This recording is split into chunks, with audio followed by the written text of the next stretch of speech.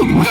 అది దగదగ వెలుగుతూ ఉంది అమరుల లెక్క వాళ్ళు కలగని వదిలిండ్రులో నెత్తుటి సుక్క ఆ సుక్కనే మొలిసింది తెలంగాణనే మొక్క అది ఎవరి బాలో అయితే అది ఎవరో తింటుంటే ఆ అమరుల త్యాగాన్ని తెలిసి నడిచిన రేవంతన్నా రివ్వలరిల్లో ఓరి రేవల మల్లో పండుగ జరుగుతూ ఉంది తెలంగాణలో రివ్వలరిల్లో ఓరి రేవల మల్లో ప్రజాపాలన వచ్చింది తెలంగాణలో